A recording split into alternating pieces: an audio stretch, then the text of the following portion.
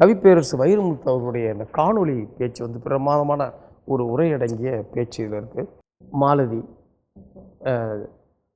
சின்ன பொண்ணு, புகழ்பெற்ற சின்ன பொண்ணு, ஆமாம் சின்ன பொண்ணாக்கா, அப்புறம் செந்தில் தாஸ், வேல்முருகன். அவர் வந்து இப்போ டாக்டர் பட்டம் பெற்ற இந்தியாவிலே முதல் ஆட்டோ ஓட்டும் தொழிலாளி, டாக்டர் பட்டம் பெற்ற லூர்தர்.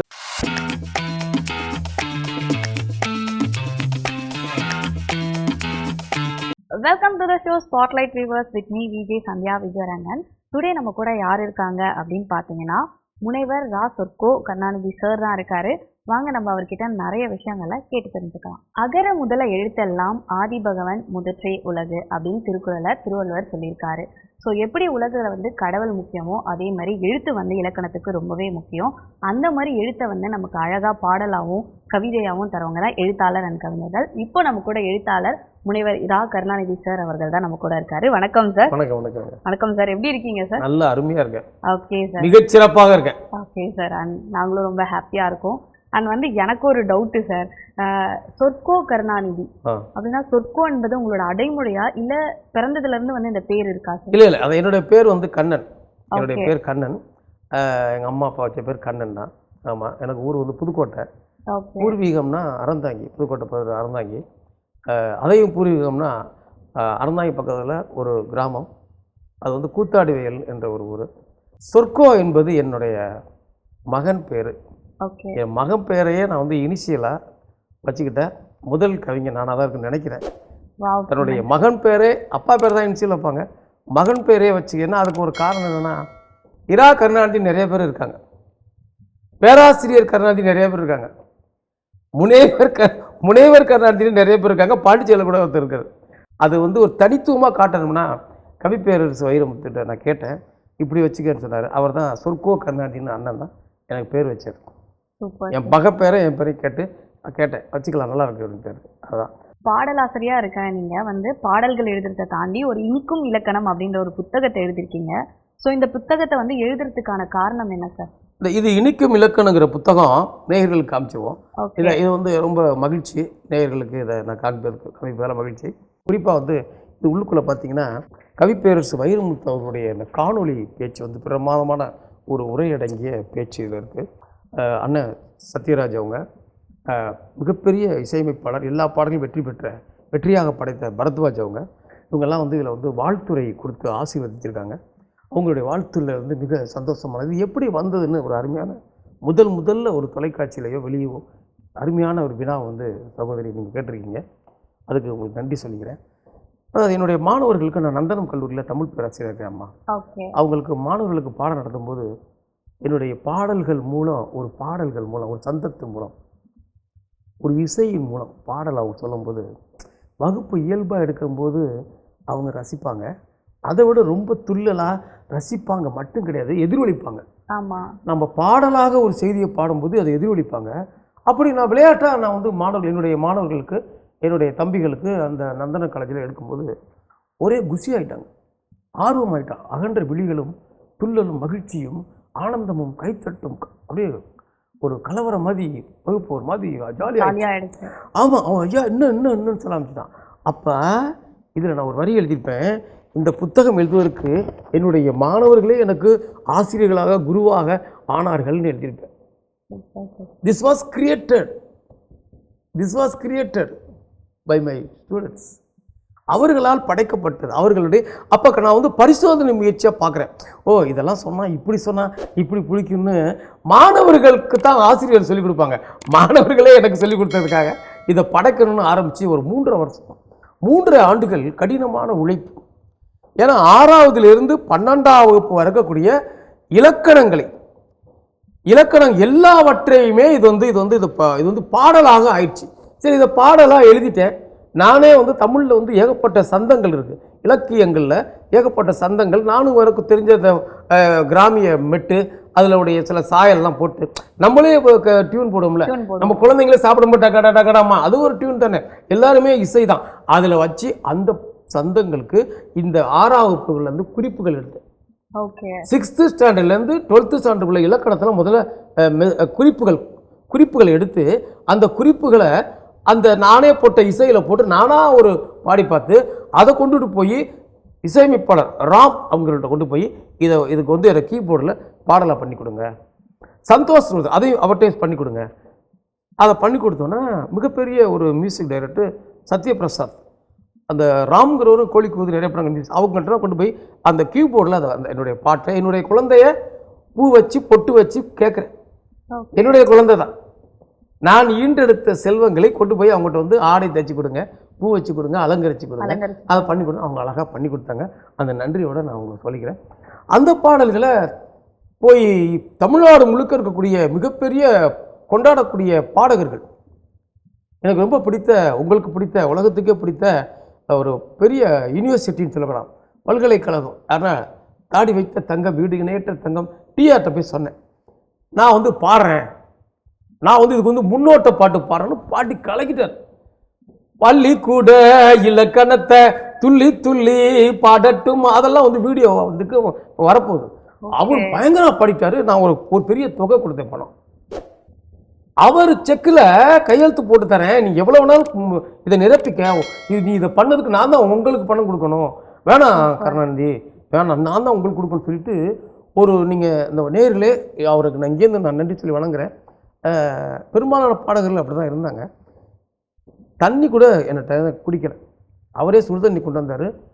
அப்படி வந்து தேட்டரில் பாடிட்டு பெரிய ஒரு தொகை, ஒரு 1 லட்ச ரூபா கிட்ட நான் கொடுக்குறேன், நான் தாங்க உங்களுக்கு கொடுக்கணும் இந்த மாதிரி ஒரு படைப்பு பண்ணதுக்குன்னு சொல்லிட்டு போனார்.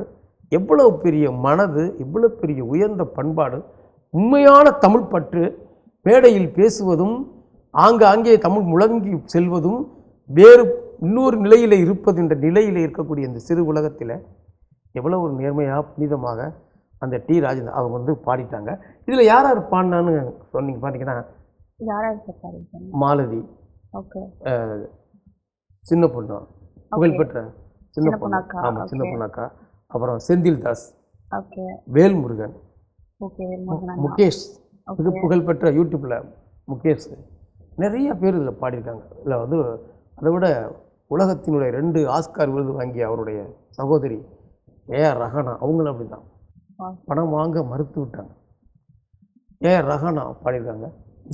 இதில் வந்து என்னுடைய உழைப்போட ஒட்டுமொத்த கலைஞர்களோட லைவ் இசை கலைஞர்கள், அது ரொம்ப பெரிய 3 ஆண்டுகள் படைத்த படைப்பு. இதில் வந்தால் நீங்கள் கேட்டீங்க இது எப்படி வந்து சொல்லிட்டேன், வந்தால் மாணவர்களுக்கு என்ன ஆகும்? ஆக்சுவலி எனக்கே ஒரு ஜென்ரலாக கொஸ்டின் இருக்குது. என்னன்னு பார்த்தீங்கன்னா, அப்போ படித்தவங்க எல்லாம் தமிழ் வழியில் நிறைய படிச்சிருப்போம். தமிழ் இப்போ இங்கிலீஷில் எப்படி கிராமர் இம்பார்ட்டனோ அந்த மாதிரி வந்து தமிழில் இலக்கணம் ரொம்ப, இப்போ வல்லினம், மெல்லினம், கசட, தவறன் மாதிரி நிறைய விஷயம் இருக்குது. ஸோ அப்போ இருக்க தமிழ் வழியில் படித்தவங்களுக்கு நிறையவே இலக்கணம் ஓரளவுக்கு தெரியும். ஆனால் இப்போ வந்து நிறைய இடத்துல இங்கிலீஷ் மீடியம் அதிகமாகிடுச்சு இல்லையா? ஸோ தமிழ் படிக்க சில பேர் வந்து கஷ்டப்படுவாங்க, ஏன்னா நம்ம தாய்மொழி தமிழையே வந்து கொஞ்சம் கஷ்டப்பட்டுட்டு இருப்பாங்க. ஸோ இலக்கணம் அப்படின்னும் போது என்ன இது ஒரு மாதிரி டிஃப்ரெண்ட்டாக இருக்குன்னு யோசிக்கிறவங்களுக்கு பாடல் மூலயமா ஒரு இலக்கணத்தை கொடுத்துருக்கீங்க அப்படின்னும் போது அது பெரிய விஷயம். அண்ட் அவங்களுக்கு வந்து அது ஈஸியாக அண்டர்ஸ்டாண்ட் ஆகும் இல்லை சார்? ஸோ இந்த ஐடியாவே உங்களுக்கு முதல் எப்படி வந்துச்சு அப்படின்றது தான் என்னோட கொஸ்டின். நீ கேட்குற வினாவுக்கு புரட்சி தமிழன் சத்யராஜ் அவங்க வந்து ஒரு பேசியிருப்பாங்க ஒரு காணொலியில். ஓகே, என்னன்னா பிற மொழியில் இருக்கக்கூடியவங்க, தமிழ் மொழியை பேசக்கூடியவங்க பிற மொழியில் இருக்கக்கூடிய மலையாளம், உருது, ஹிந்தி, அவங்க கூட ஈஸியாக எளிமையாக கற்றுக்கிறாப்புல இருக்குது இந்த பாட்டெல்லாம் கேட்டு அவர் சொன்னார். நீங்கள் சொன்ன வினாவுக்கே அவர் விடையாக சொல்லியிருக்காரு. ஆமாம், பிற மொழியில் இருக்கவங்களுக்கு ஈஸியாக கற்றுக்கலாம். மாணவர்கள் கஷ்டப்படாமல், அல்லல் படாமல், அவதிப்படாமல், துன்பப்படாமல், துயரப்படாமல், ஆட்டமும் அம்மா அப்பாவோட, அக்கா தங்கையோட, நண்பர்களோட ஆட்டமும் பாட்டமும் துள்ளலும் கொண்டாட்டமும் பாட்டை கேட்டு பரீட்சையிலே வெற்றி பெறலாம் என்பது என்னுடைய உறுதிமொழி. ஏன்னு கேட்டால் இதில் வந்து பொதுவாகவே எங்கள் தமிழறிஞர்கள் கவிஞர்கள்லாம் பார்த்தீங்கன்னா அது எப்படி இது இப்படி வரும்னுலாம் சில வினாக்கள் கேட்பாங்க. ஏன்னா அவர் நக்கீரன் காட்டு இருக்குது, நாகேஷ் பட்ட பாடு தெரியாதா? அதான் நான் என்ன ஒரு இதில் ஒரு உத்தியை கையாண்டு இந்த மாதிரிலாம் வினாக்கள்லாம் வருங்கிறதுக்காக நான் ஒரு வினா ஒன்று என்ன பண்ணியிருப்பேன்னு சொல்லுங்க. என்ன பண்ணீங்க? பாடத்தில் இருக்கிறத அப்படியே எடுத்துட்டு பாட்டாக்கிட்டேன். நீங்க அப்ப வந்து இது இல்லையேன்னு சொல்ல முடியாது. அது பாடத்தில் என்ன இருக்கும், வாசகம், வார்த்தைகள், என்ன செய்தி இருக்கோ அப்படியே இருக்கு பாட்டு இருக்கும். உதாரணத்துக்கு ஆகுபெயர் என்றால் என்னன்னு ஒரு பாட்டு. ஆகுபெயர் ஆகுபெயர் என்று சொன்னால் அர்த்தம் என்ன தெரியுமா? வேறு ஒரு பேருக்குத்தான் ஆகி வரும் பேருதான். அடடா ரொம்பவே புணர்ச்சி. புணர்ச்சின்னா அதாவது அணி இலக்கணம்னா என்ன, புணர்ச்சி விதினா என்ன, ஆகுபெயர் என்ன, எல்லாம் எளிமையாக சொல்லப்பட்டிருக்கும். சொல்லாலும் பொருளாலும் சொல்லுங்க, பாடுங்க நீங்களே. சொல்லாலும் பொருளாலும். அருமை.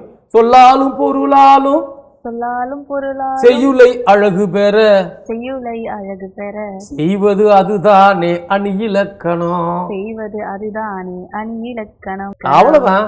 அணி இலக்கணம் நானே அணி இலக்கணத்தை கத்துக்கிட்டேனே. அதாவது ஆகுபெயர்னா என்ன, அணி இலக்கணம்னா என்ன, புணர்ச்சி. புணர்ச்சி என்பது சொற்கள் சேர்வது. உயிர் முன் புணர்ச்சி விதினு அவனை போட்டு கொல்லக்கூடாது மாணவர்களை. இப்படி பாடிட்டா அவன் குழந்தை பாடுவான். புணர்ச்சி நான் பாட ஒவ்வொரு சொல்லுங்களேன். புணர்ச்சி என்பது சொற்கள் சேர்வது.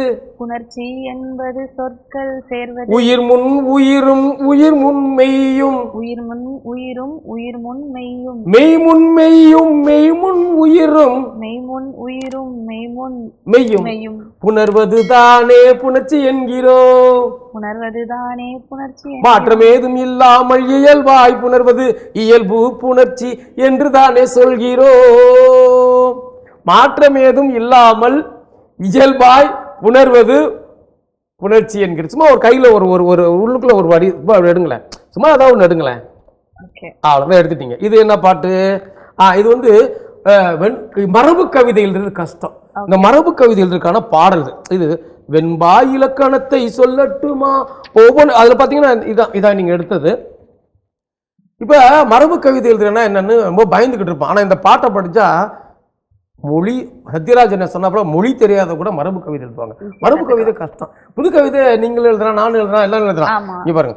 செய்யுளின் இலக்கணத்தை சொல்லட்டுமா நான், செய்யுளின் இலக்கணத்தை சொல்லட்டுமா வினா கேட்கிறோம். எழுத்து அசை சீர் தலை அடி தொடையனும். எழுத்து அசை சீர் தலை அடி தொடையனும் ஆறும் செய்யுளின் உறுப்புகளாம்.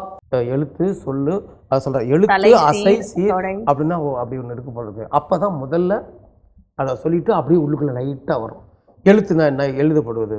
நேரசை என்ன, நிறைசை என்ன. காக்கல் காக்கால் என்பதே நேரசை. குட்டி பசங்க கூட இதை படிச்சுக்குவாங்க. ஆமா சகோதரி, குட்டி பையன் கூட அழகா நேர எழுத்துனா என்ன, அசைனா என்ன, சீர்னா என்ன, அடினா என்ன, தொடைனா என்ன, நேரசைனா நிறைசை என்னன்னா பாவகையை பற்றி அப்படியே படிச்சுட்டு போய்கிட்டே இருப்பான். இது வந்தா என்ன ஆகும்னா ஒன்றே ஒன்று ஆகும்.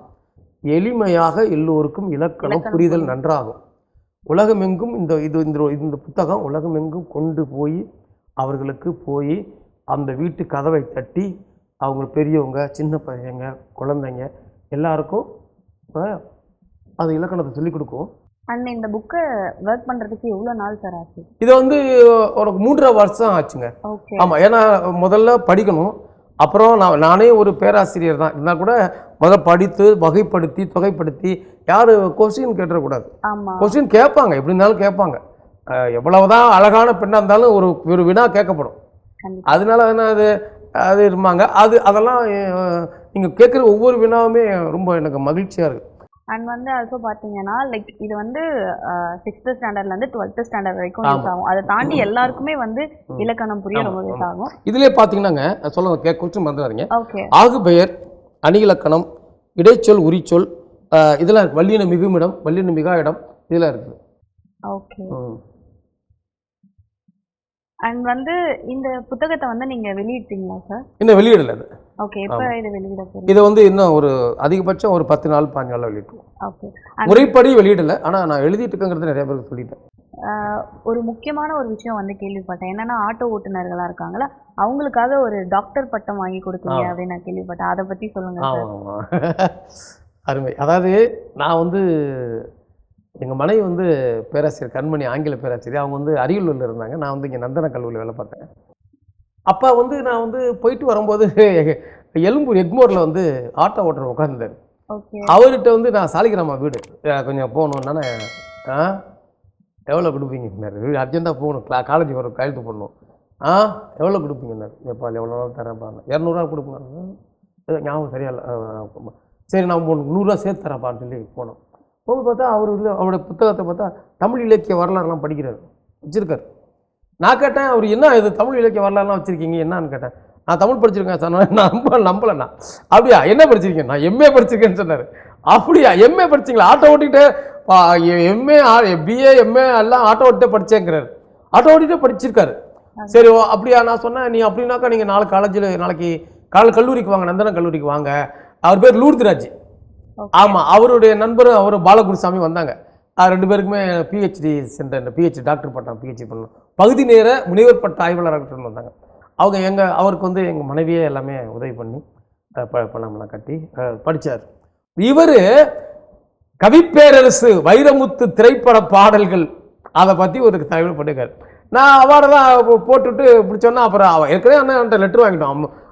கவிப்பேரரசுடைய உதவியாளர் பாஸ்கர் அவர்களுக்கு நிறைய நன்றி சொல்லணும். அவர் மூலம் தான் அந்த ஒப்புதல் கடிதம் வாங்கி பண்ணிட்டோம். ஆனால் அவருக்கு தெரியல, நிறைய பேர் வாங்குறாங்கல்ல. வைரமுத்து ஃபோன் பண்ணேன், அண்ணே வணக்கண்ணே, மாதிரி ஆட்டோ ஓட்டுற பையனுக்கு டாக்டர் பட்டம் வாங்கியிருக்காரு. யோ என்னையா சொல்கிற, உங்கள் தலைப்பு வச்சு தான் பிஹெச்டி முடித்தோம்னே.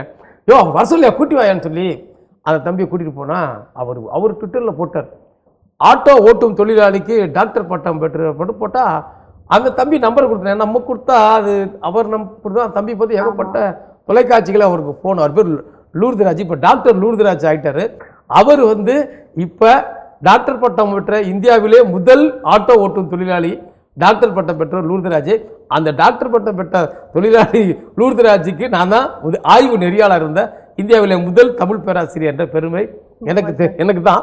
அதில் என்ன சந்தோஷமான செய்தி, அந்த லூர்துராஜ் இப்பொழுது திருவண்ணாமலை மாவட்டத்தில் இருக்கக்கூடிய வேட்டவளம் என்ற ஊரில் இருக்கக்கூடிய லயோலா கல்லூரியிலே தமிழ் பேராசிரியராக இருக்கிறார் என்பதை நேயர்களுக்கு மிகவும் பணிவோடும் மகிழ்ச்சியோடும் சொல்லிக் கொள்கிறேன். இப்போ அவர் வேலை வாங்கிட்டாரு. அப்போ என்னை வந்து பேட்டி கேட்டாங்க, நான் ஒரே வார்த்தையில் சொல்லிட்டேன், யோ அப்படி என்பவரை ஐயா என்று கூப்பிட வைத்து விட்டேன். Super sir. அண்ட் வந்து ஒரு சிற்பி வந்து எப்படி ஒரு சிலையை உருவாக்குறாங்களோ அந்த மாதிரி நீங்கள் ஒரு நல்ல மனிதரை வந்து படிக்க வச்சு உருவாக்கி ரொம்ப அது கஷ்டம் தான். ஆனால் யாருக்கப்புறம் போய் பார்த்தேன், நேயர்களுக்கு தான் சொல்லணும். அது இந்தியா லெவலில் யாரும் ஆட்டோ ஓட்டுறவனுக்கு முதல்ல டாக்டர் பட்டம் தெரியல, இன்னும் உலக அளவில் இருக்கான்னு தெரியல. அதை ஆராய்ச்சி பண்ணி பார்க்கணும். அண்ட் வந்து இவ்வளோ நேரம் எங்ககிட்ட வந்து நிறைய விஷயங்களை ஷேர் பண்ணி அந்த நிறைய விஷயங்கள் நாங்களும் தெரிஞ்சுக்கிட்டோம். அண்ட் வந்து இந்த இனிக்கும் இலக்கணம் புத்தகம் வந்து எல்லாருக்கும் போய் நல்லபடியாக சேரணும். அண்ட் இதுக்காக வந்து எங்களோட சார்பாக பெஸ்ட் விஷஸ் சார். ரொம்ப நன்றிங்க. நான் வந்து என்னன்னா முதல்ல எனக்கு இந்த மாதிரி விஷயத்தை நான் படைத்த என்னுடைய 3.5 ஆண்டு குழந்தை, இது பெற்றெடுத்த என் குழந்தையை காண்பித்து பேசுவதற்கு மிக அருமையான ஒரு இடத்தை தந்த வானவில் தொலைக்காட்சி நேயர்களுக்கு கவிஞன் தலை வணங்கி நன்றி சொல்கிறேன். சொர்க்கோ கருணாநிதி நன்றி, முனைவர் சொர்க்கோ இரா கருணாநிதி நன்றி, வணக்கம். என்ன நேயர்களே, இந்த ஷோவில் நிறைய இன்ட்ரெஸ்டிங்கான விஷயங்களை கேட்டு தெரிஞ்சிருப்பீங்க. இதே மாதிரி சூப்பரான ஷோவில் நான் வந்து உங்களை மீட் பண்ணுறேன். Until then, bye from Sandhya. Tata.